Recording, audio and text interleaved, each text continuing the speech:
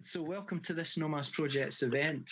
It's really good that you could join us again this afternoon or for the first time. My name's Cully, I'm an artist, I'm based in Dundee, and I'm one of the directors of a charity called Morphe Arts.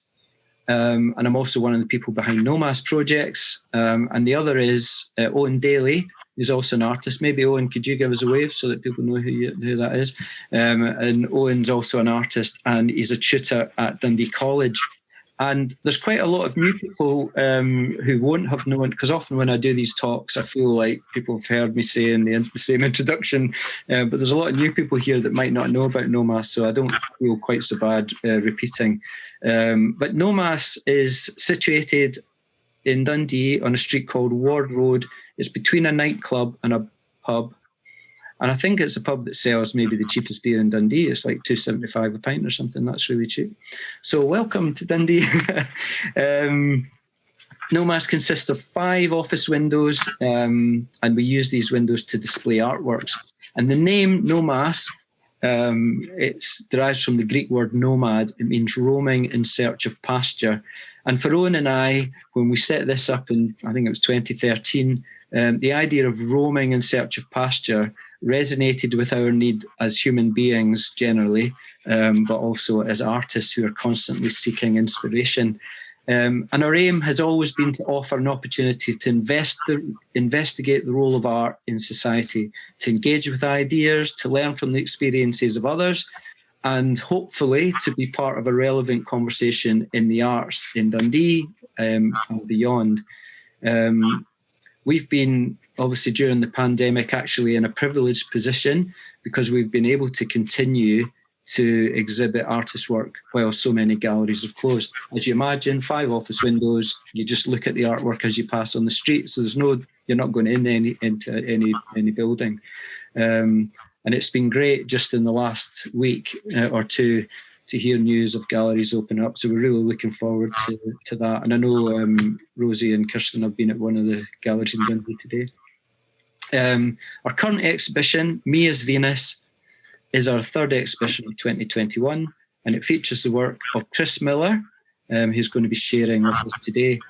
I first met Chris during the last year when he signed up for a Morphe mentoring session. It was a mentoring day we were doing, and I'd seen him at some other Morphe talks that had been online, but I hadn't met him. And he signed up for a mentoring session, and we got chatting. And it was during the time that we were talking, and also through reading his story on the Wellcome Trust website, that I learned that over 8 years ago, Chris had a brain operation that left him with stroke-like symptoms that affected the right side of his body.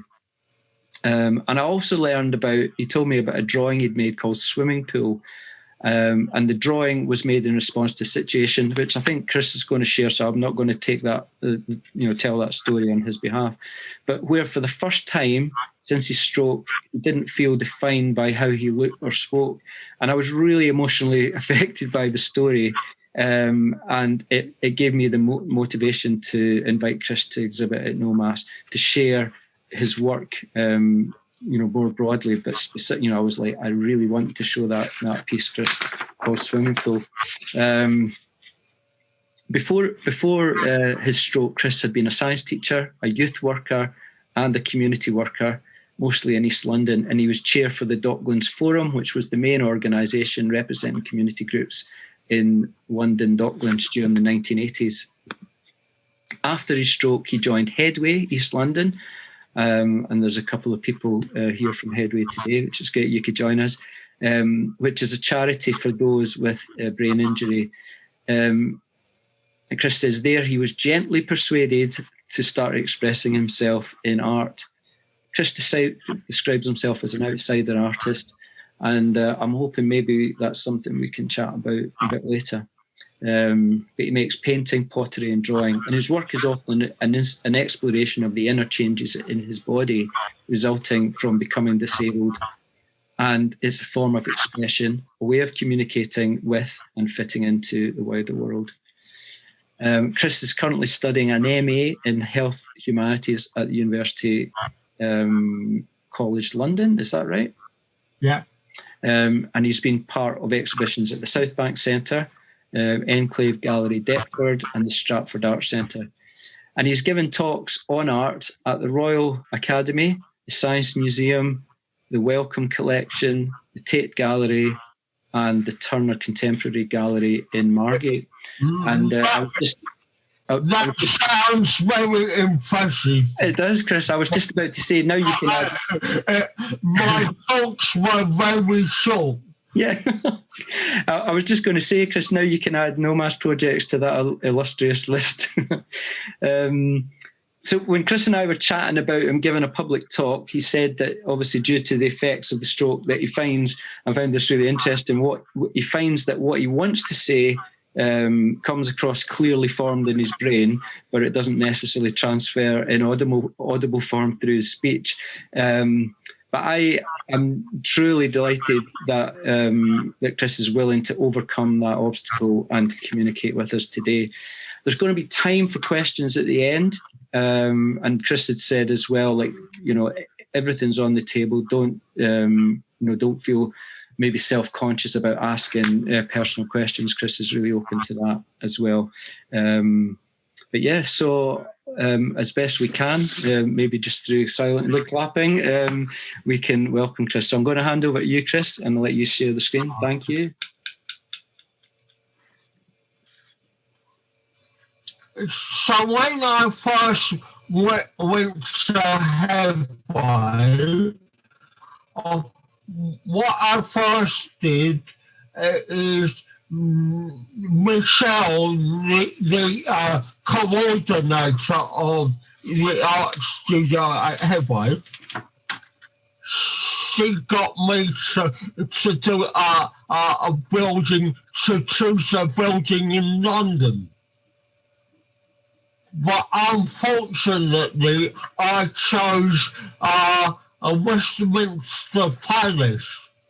And I realised that all the windows were very difficult. And there were lots of windows. And because of my stroke, affected my whole right side, I found it difficult to do, and I was right-handed. I found it difficult to use my right hand. But before then, I hadn't done any art at all.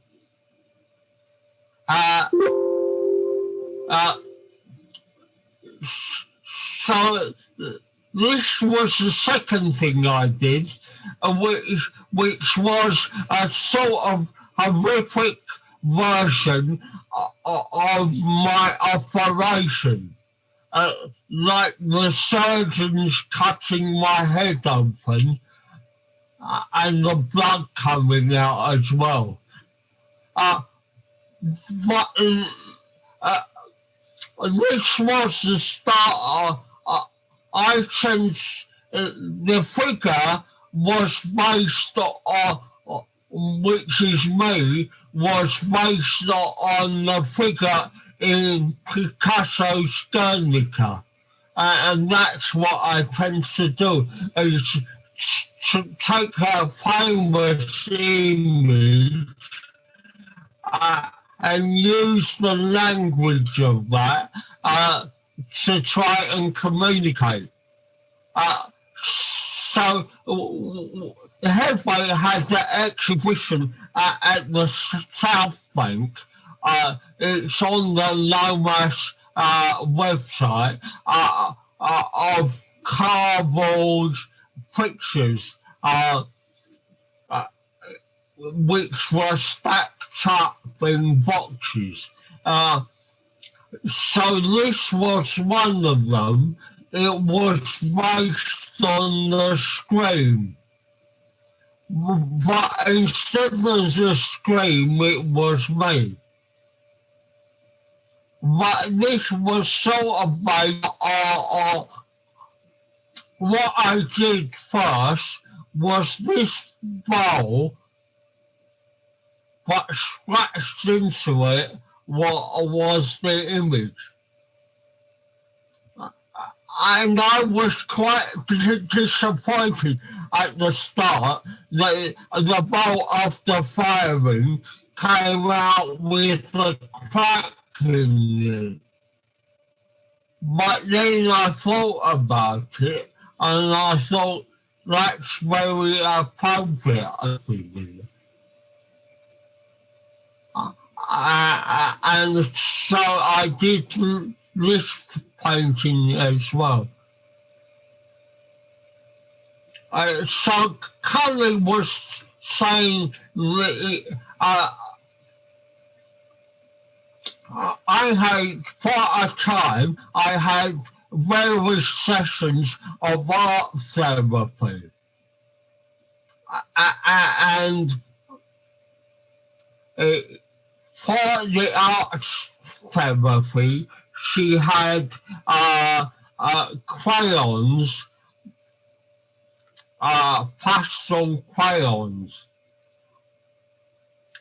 But after my stroke, about a couple of months or 3 months afterwards, my wife took me on holiday, and what there was a swimming pool, and I tried to draw it there.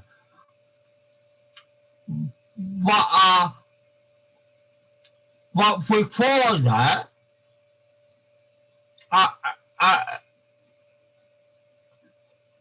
when I was on the street, a girl in their 20s, a bit like the Scream, she hid her face from me and found it very difficult to look at me.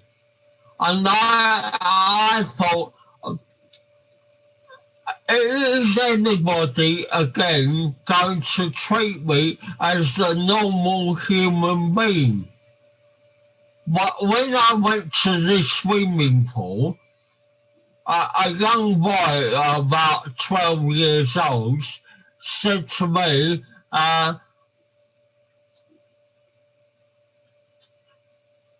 after I got out, have you been on the slide yet, mate? And I thought, and then we had a conversation. But I wouldn't normally, if I wasn't disabled anyway, go on the slide. And I would certainly not go on the slide.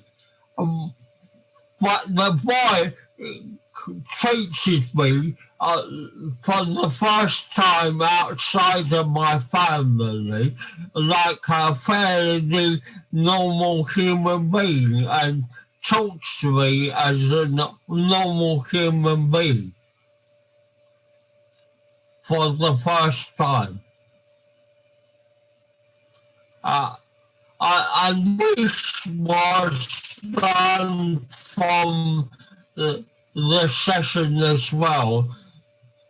This is, I had something called acoustic neuroma, where a growth is on the ear nerve. So my ear, like in that photo, had a bandage on, a bit like Van Gogh. So this is my version, and you might see the pictures that you see in the background. There's the Scream and the operation, which I did. But it's not Van Gogh, it's me. What I did as well is the show at Nomas is called Me as Venus. So what that is a bit like Botticelli's version. That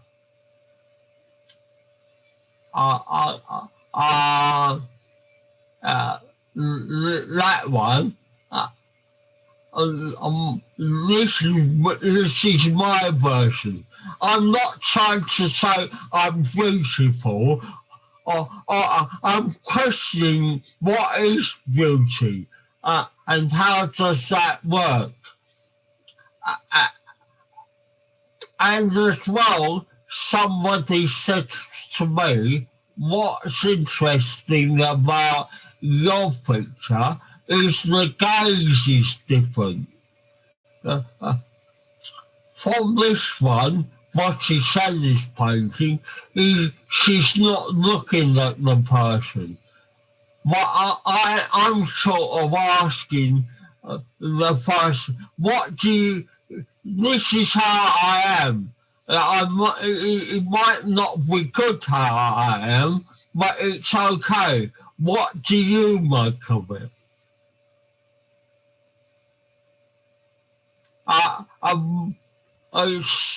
So artists that I'm quite into is Frida Kahlo. And what I later realised, it's quite similar to Frida Kahlo's picture of the broken column, which I quite like.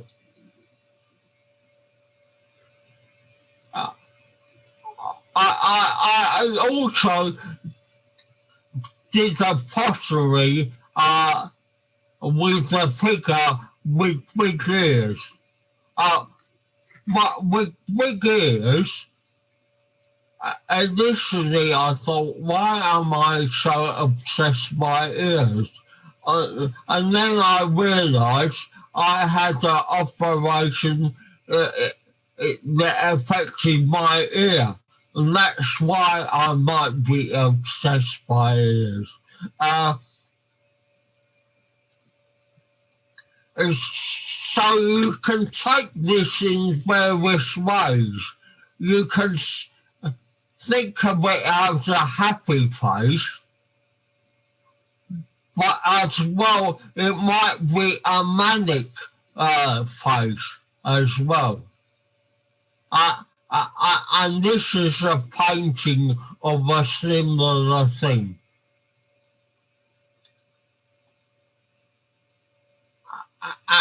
And lastly, what I tend to do is famous, as I said, famous pictures with me in them. So the famous picture that is like is Caspar David Friedrich, the Wanderer. So what I've done is I've emphasised the stick, because I walk with a walking stick, and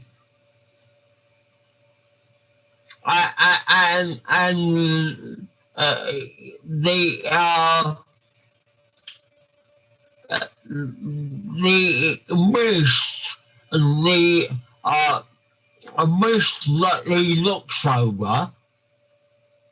What I've substituted that with is this picture by Paul Nash, which is called Total Smear of the Dead Sea. So instead of the sea, it's a sea made up for warplane. So in the distance, there's sort of a hope. The sun is rising, perhaps there is a bird flying overhead. The moon is waxing. So things might be a little better. So now I'm open to questions. Ask me any question you like. And yeah, Thanks a lot, Chris. If people want to unmute to ask a question, obviously we're a small enough number to do that. Or if you don't feel comfortable doing that, you could just put a question in the chat, and I'll feed it forward to Chris. Chris, can I just ask, while people are thinking or writing things into the chat, is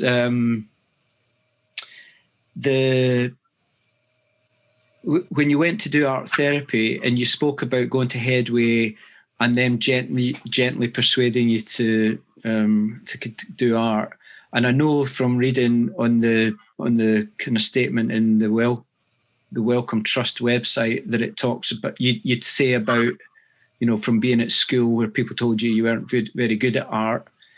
So just, which I think is quite, you know, a lot of people probably experience that at some point where you're as an adult, you look and think, or someone's already said that to you, you're not very good. And then people just avoid then kind of creating in that way. So I just wondered if you could maybe just say how Headway helped you, you know, to overcome that. So, you know, when they say, oh, why don't you use art as a way of expression, you say, oh, the last time someone made art, someone told me I wasn't very good. So, you know, how did that develop, where you got the confidence, you know, even to the confidence because you've exhibited that. That's what happened. Michelle said, you could come here and do art. And I said to her, I don't do art at all. But especially if you've got a speech difficulty, you can't communicate by speech. Yeah. How it feels to be you. But you can communicate various things by art that you can't communicate by speech. Even if your speech is okay, there are things that you can immediately communicate and that you can't by writing or speech.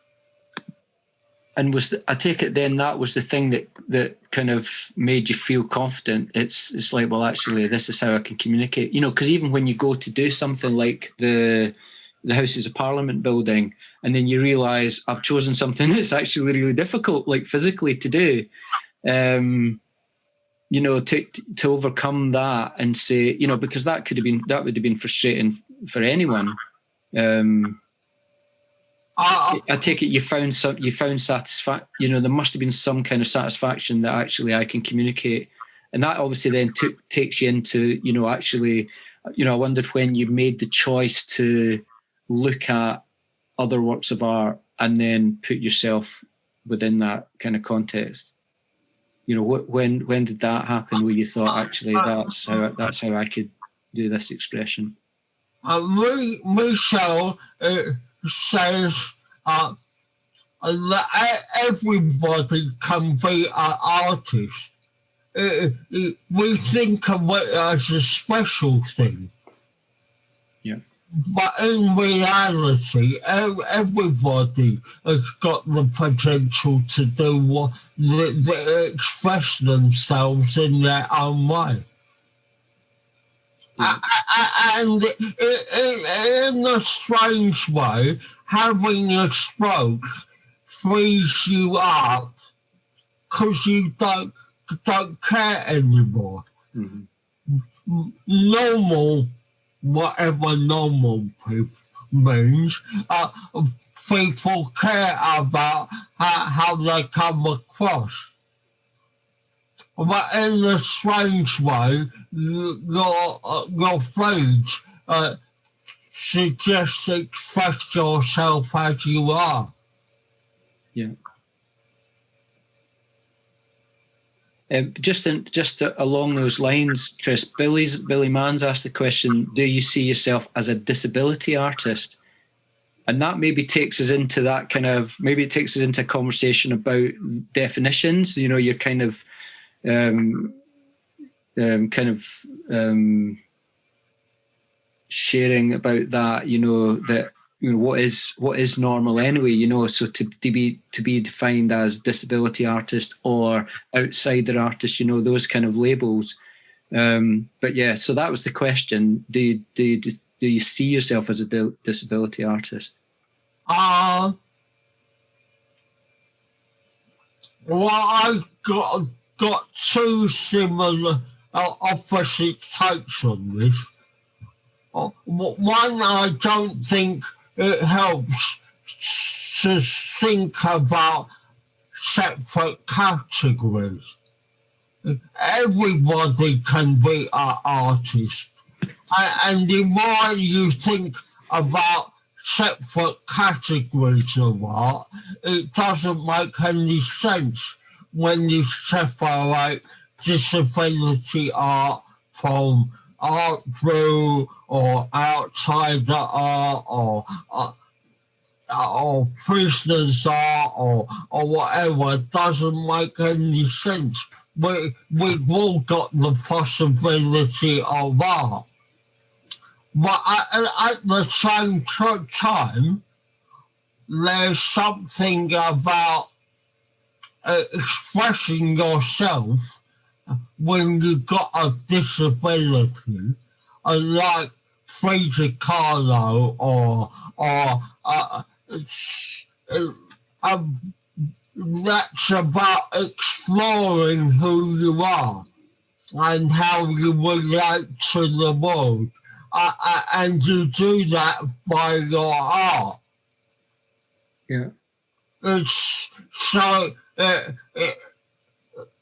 that exploration is perhaps heightened by you having a disability, like Frida Kahlo. Yeah. Uli asked a question along those lines, Chris. So Uli says, does Chris feel that art helped him mentally, physically, and or spiritually?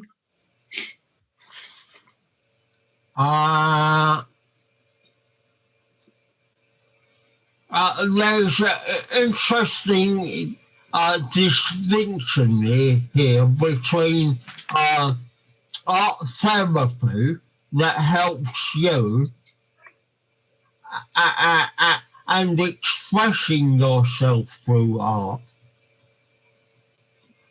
So art therapy is discovering yourself and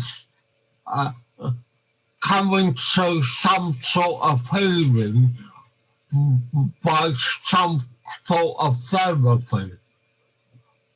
But art is not just a therapy, it's also an expression to other people about who you are and the exploration about who you are.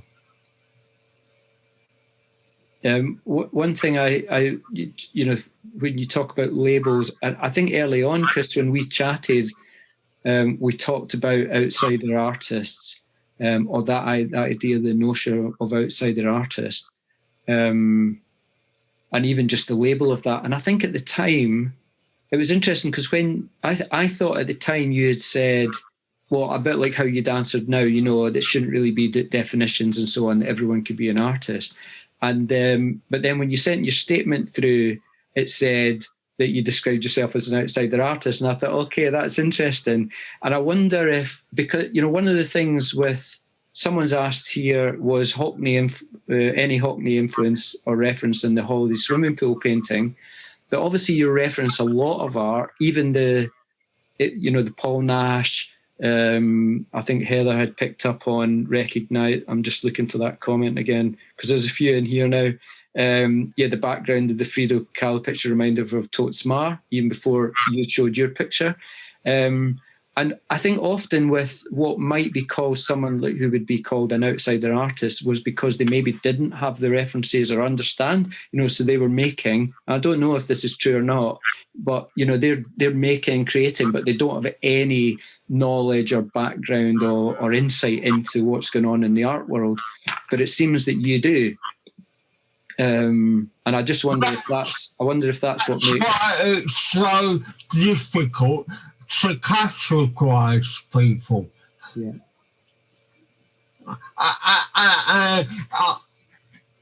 I've just done that essay for the UCLMA on John de Buffet. So the Buffets have category of art blue. And what does that mean? And naive art as well. What I do is definitely not naive art. No. But how do you categorize it then? Yeah.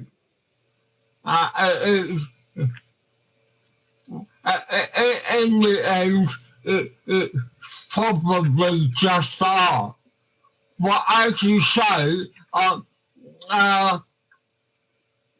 it's sometimes useful to describe what you do as outside of art. Yeah, I wonder, Chris, if there is a something about knowing, like you're choosing. I don't know how much you had an insight into art before. Obviously when you were teaching as a science teacher and before your stroke or even before going to art therapy, how much understanding of how much did you know about the history of art and be aware of all the paintings that you reference and that you put yourself in? How much did you know about that before? I knew a bit, quite a bit, but I've got to know a lot later on. But with the story of the swimming pool, it's not that first came David Hockney and his pictures of the swimming pool. It didn't come about that way. First it came about by me telling my story. And afterwards, I made the link with David Hockney. Yeah. And was that the same then with the other paintings, or was it after that you when did you start to make the conscious decision to say, right, I'm choosing the Botticelli, I'm choosing the Munch? When did you make the conscious decision? With the swimming pool, it was how to tell the specific story. With the Munch or the Botticelli, for instance, it's the painting and the ideas came first before the story. Okay. Yeah. It depends. But with the swimming pool, it was led by the story. Yeah. There's a really good question here, Chris, from Sarah White, and she says, I'm interested in your process for making the paintings. Do they come from sketches and planning, or are they more instantaneous? Are you just working it out through the painting? What I said, I tend to work out what I'm going to do, perhaps in the sketch. What I've realised is it's much better to paint directly, not to try and draw first what you're going to do. It's better to do a drawing, but then when we've got a canvas, roughly put what's in your drawing, but don't try to draw it beforehand, because it never comes out right. Yeah. For people that haven't seen them in real, I mean, maybe some people from Headway have seen these, the physical objects themselves, but there's such a texture to it, especially the one of the version of the Scream that we have at Nomas, Me as Venus in particular as well. And I noticed, Chris, there's a difference between, there's kind of layers of thick paint on those two that I've mentioned compared to the Wanderer, the Friedrich one. And I just wonder if you chose to choose, they're almost like it's a completely different technique. And I wonder if that was conscious with that one. Not really. No? Okay. So what I tend to use is acrylics. And the acrylics, if we layer them up, you can make them quite thick. But with the South Bank boxes, not me, but somebody else did the painting. He called it Chaos. And it was quite lumpy and thick paint done in swirls. And in the exhibition, you could go into the exhibition and children were feeling the paint. Mm-hmm. And how it formed the ridges and furrows and things. But a week after that, I went to the same exhibition, and the gallery divided it all off so you couldn't go in to feel the But that was unfortunate. Yeah. The texture is part of the whole thing. Yeah. I'm feeling the texture. Yeah. Yeah, that's really significant, isn't it? There's a question here from Chris Vidal. I don't know if I'm saying that right, but she's saying, how much does working at Submit to Love Studios, is that Headway? I've seen them both. Yeah, that's okay. And sharing studio with other brain injury survivors influence you in your art.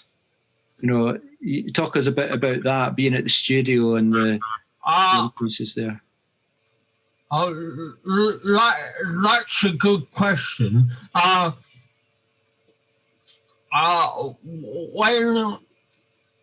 When I first went into the studio, after having my stroke, understandably, I was quite depressed, as you would be after having a stroke. But who was doing art there was somebody called Errol, who's in a wheelchair, who's got more serious speech difficulties than I have, more serious mobility issues than I had. But he was sitting there making his art and joking and laughing and singing like Errol does. And I thought, why am I so depressed? My difficulties are not so serious as his. Why am I so depressed? And he's so happy. And the thing that my favourite picture of him, his pictures tend to be of a bit like mine, about with they all have him in them. So my favourite one of them is him as a fireman. so he could never be a fireman. But he put himself in that shoes. Oh, my favourite is of Nelson's column, and it's him in the wheelchair at the top of Nelson's column. Yeah, I looked on the Headway website from links that you sent, Chris, and there's just such an amazing array of work on there. What's just gone on the Headway website or Submit to Love website is some of my paintings as well. Yeah. And links to video, etc. Yeah. Chris has just put a link into the Submit to Love Studios if anyone wants to take a look. After this, of course. There's a question here from Owen, and then there's a question as well from Billy Mann just asking about your volcano pictures. And I was thinking, Chris, I know you've got another PowerPoint of different works, and it would be good to see more works. But before we get on to that, I'll maybe just ask Owen's question, and then it would be good to see more of your work. It was really hard when I realised how much work Chris had to try and select what I wanted for Nomas as well. And even the bowl came, it was delivered, and a lot of the paintings were bigger than I had expected. And to try, it was like, oh, I could put that painting with the bowl, but it wasn't really given enough space to do either of them justice. And so I had to kind of select what not to go in. But Chris has put together a PowerPoint to let us see some other works, just the range of work that he's been doing.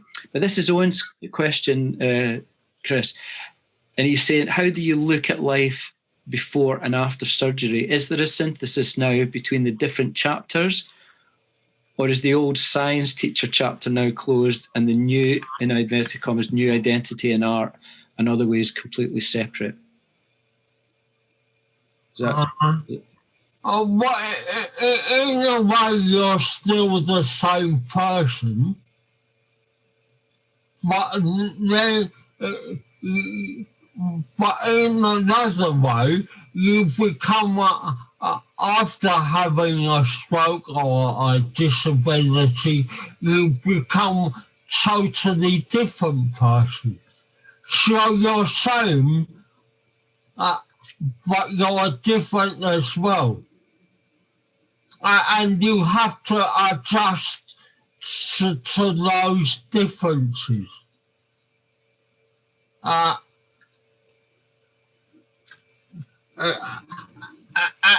And sort of identify yourself as a disabled person, which you didn't identify yourself as before. Yeah. And that presents you with various difficulties, but at the same time, it gives you perspective about life and what life might mean and what ability might mean. So disability might help people understand how ability might be. Mm-hmm. Yeah. So in a way it's worse, but in a way it's better as well. You come to understand things you wouldn't otherwise. Mm-hmm. Mm-hmm. I think I've got most of the questions. Hopefully I haven't missed anyone's question as they've been coming in. There's some comments in there as well, Chris, and the chat will be saved, so I can send you that so you can see what people are saying. And, people are just commenting how much they're liking the work as well. Chris, are you happy to share more work again? Yeah. So So one of the things I did last term was I was involved in a course. That Alberto was one of the leaders of. And I ended up doing a picture of what we ended up calling it was a fake Zoom, made up like a Zoom, but it was on my pictures of the people over the internet. So each of them were a for drawing.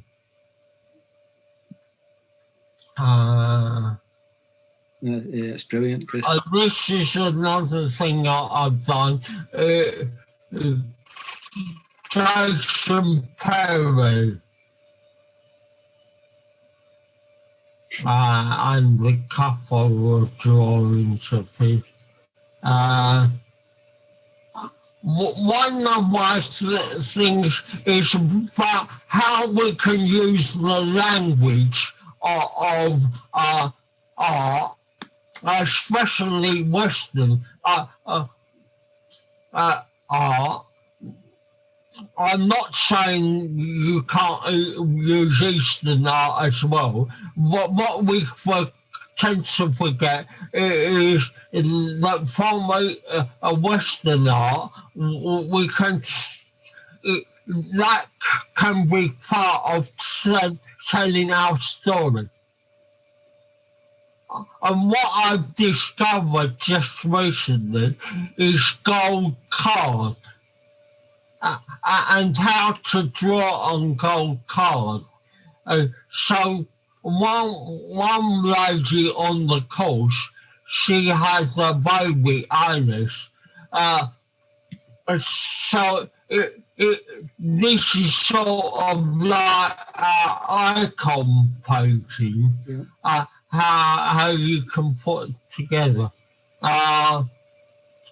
So this is a picture of somebody called Phineas Gage. And as you see, this pole, he was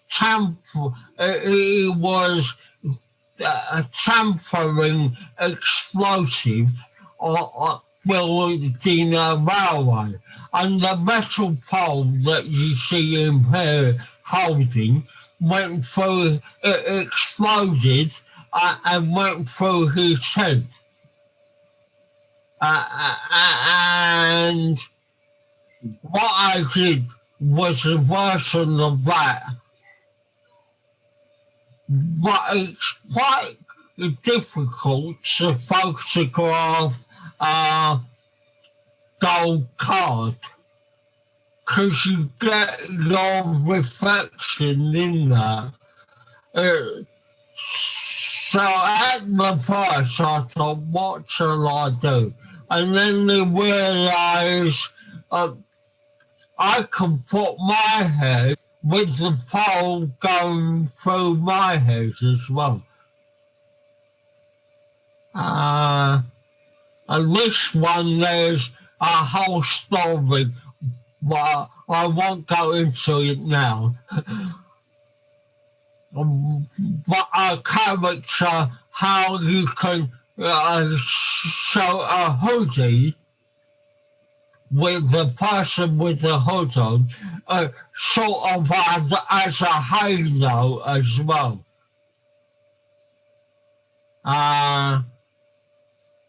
And this is a Rivera picture, and this is my version of it, which is all to do with loneliness and death.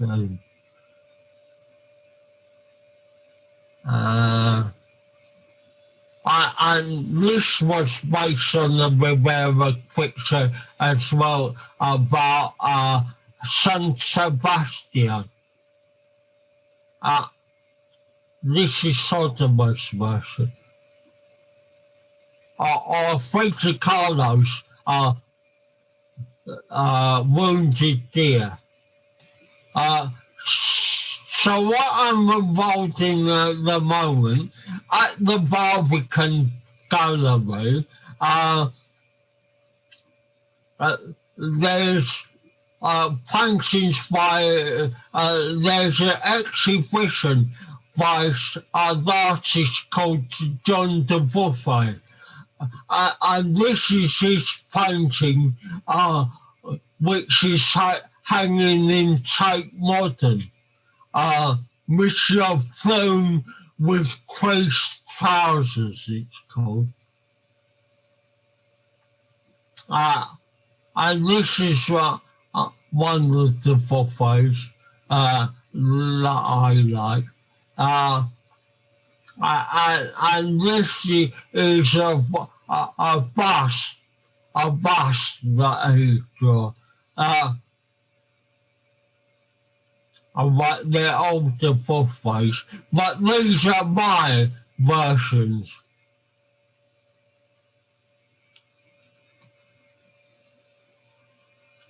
I've been part of doing the leaflet connected to that exhibition. And this is the thing I did with the Barbican, which is connected to my operation painting that you saw earlier.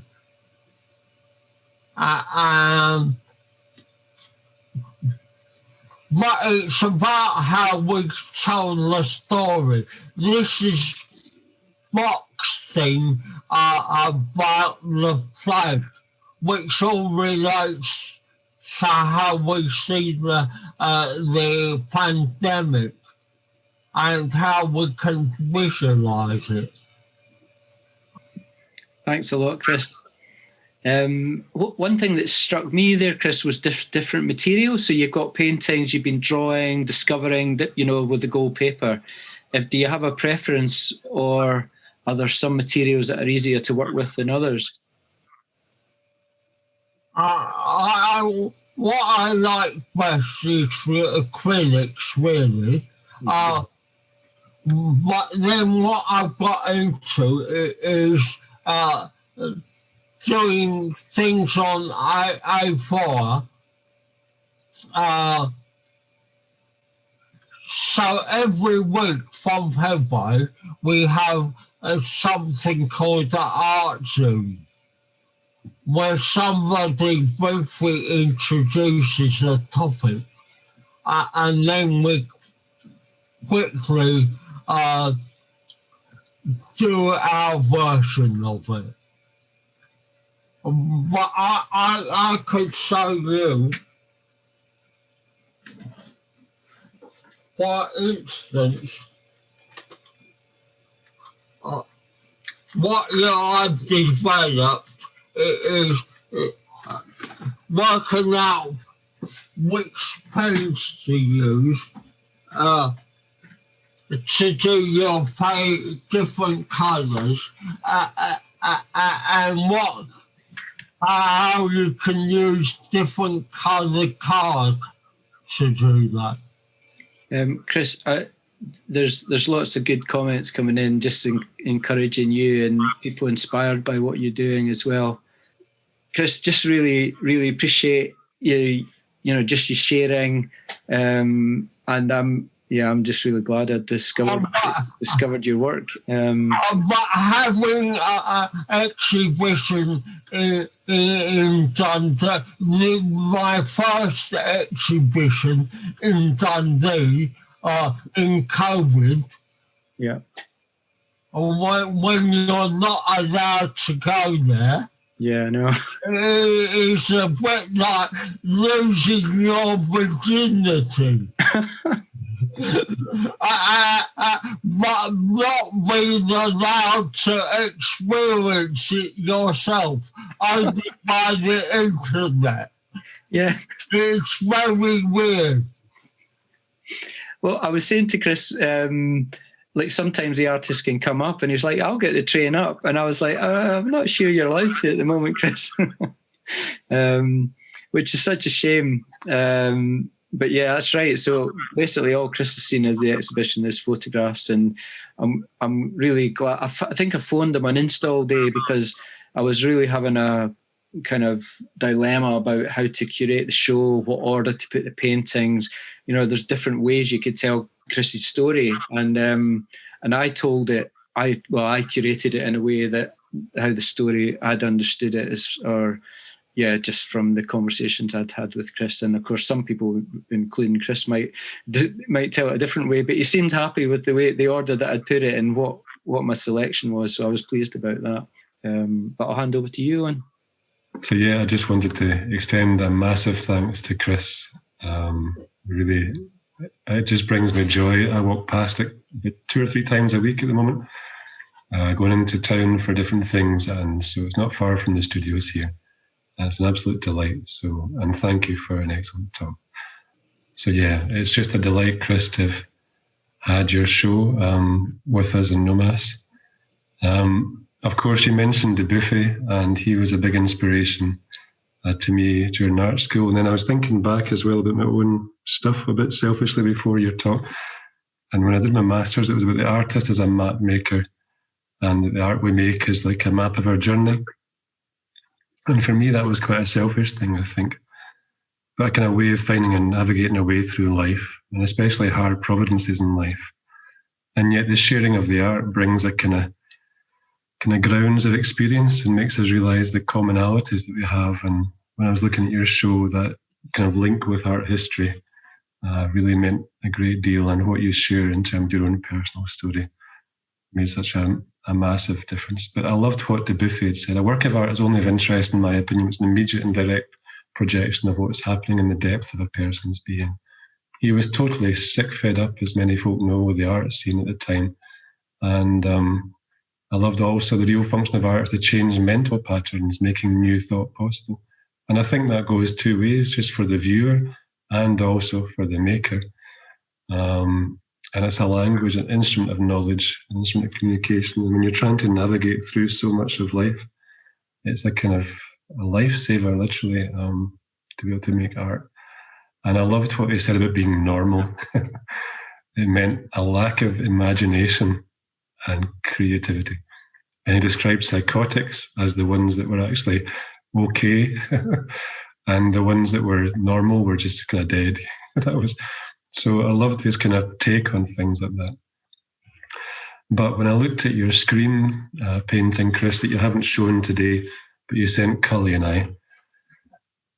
I was reminded of this amazing interview with Tracy Emin. I don't know if people have heard it. It was on this week on Women's Hour, and she speaks so powerfully about her own experience of how her life changed after cancer and having extensive, fairly brutal surgery.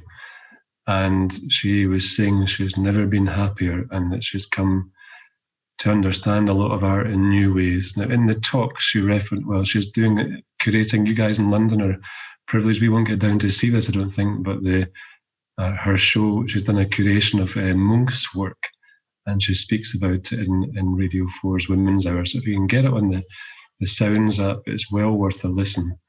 And just what she says about the scream and the interpretation of it. And of course, Chris done this amazing painting in reference to that as well. So if anybody can, there's a URL there for you. But please just Google it if otherwise, and listen to what she was saying. And I thought it was quite apposite in terms of what Chris had shared today. And here is the work installed, and this just brings so much joy. So Nomas is a small space, and when I walk past, the face, Chris, the ceramic face, is more or less level with me. And it just catches me every time. It's amazing. So, and we have sunshine here, people. For you Southerners, you get an easy life. You don't appreciate how valuable this is, but in Dundee, we've had some sun, and we've been enjoying every moment of it.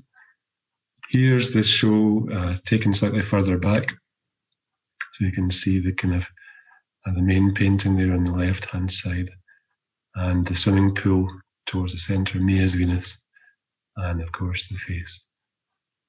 And as we walk further along the street, you can begin to see the interpretation of Caspar David Friedrich, and you can see the first photos on the left shows the kind of initial one, and then looking back from the corner. So Chris, it's a great shame that we can't just travel up and see it, but hopefully this will give you an idea of how it's looking in situ, and for the friends down in London too. So it's a lovely, lovely show. It's just so vivid. So thank you for that. And this slide was a leftover from Ule's talk, which we gave Ule gave recently, and I just thought it was still worth keeping actually here, blurring the firm boundaries which we self-certain people tend to put around everything that we can achieve. And I think art really helps us with that, and it gives us a way to deal with life in all its chaos and the spiritual function of it. So even though these quotes were for Ule's talk, I think they were still relevant for what we were thinking about today, Chris. So thank you for sharing so much. Thank you, people, and thanks for visiting, and thanks for joining us. It's amazing to have folk from all over the place on the talk today, and especially a massive thanks to Chris. Yeah. So thank you. Thanks very much, Owen. Nice to see the work in the windows as well. Give people an idea of the space that we're working in. Just in the chat, there was an artist that I really like, who's represented by a gallery in Edinburgh called the Ingleby. It's an artist called Frank Walter, and it's interesting that they don't describe him as an outsider artist, and I like the idea of that. You know what you were saying, Chris. Without these definitions, you know, if someone just was to pass your work without any knowledge, they would just take it at face value. And I like how the Ingleby Gallery aren't making that definition. For Frank Walter, I've put a link in there for his work as well, which I remember when I first chatted to you, Chris, that's what it brought to mind, the Frank Walter work. And also, I don't know if anyone's seen the film Maudie by Maudie. It's a kind of fictionalized biography of Maudie Smith, who I think she was suffering from, I can't remember what it was, but where her, I think it was to do with her bones, and she, you know, as life went on, she was less and less able to walk. And it's based on a true story of someone called Maudie Smith, and it stars Sally Hawkins and Ethan Hawke. And so she was just making paintings. They lived in a wee shed kind of house, and she just kind of decorated it with, you know, she got paints and just decorated it. And then an art dealer was driving past. I think this was in Canada where she lived. An art dealer was going past and took an interest in the work. And you know, the story is about relationship, really, but this big part of it is someone in the art world's taking an interest in her work, and she's, you know, genuinely doesn't know what's going on in terms of the art world, and then having that dilemma of suddenly people showing interest in it, putting money towards it, how that affects her relationship. Really interesting film. About those kind of issues as well. So I've put a link in the chat. Oh no, I haven't yet. That's it, just gone now, for that film. Well, that's us, everyone. Really appreciate you joining us. I want to encourage you to visit the Barbican website. It's so the buffet exhibition that is open on the 18th. Yeah. And as well, you can do that virtually as well. Is Chris, is it possible? Can people visit Headway? Is that possible? is Anyone from Headway? Contact me or contact Chris. It's difficult. It needs to be not too many people, because a lot of people want to go there. Yeah. Yeah. No, I just want to find out more. But contact me. It might be possible. Okay. Well, thank you, Chris. Really appreciate it. Thank you for joining us, everyone. Thank you. Thanks a lot, Chris.